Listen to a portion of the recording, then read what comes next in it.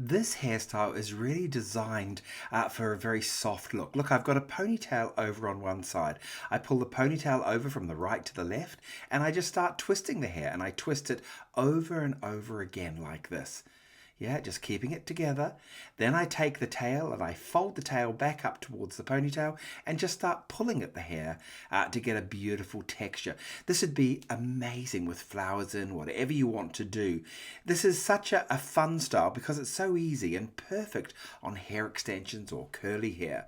For the full tutorial of this, of course, you all know there's a step-by-step video for this, and it's available to all of my Access Long Hair members. So become a member today. I'm just placing a few little hair accessories, simple barrettes on the side there. I love this look. Look at this. This is a fantastic hairstyle to add into your collection.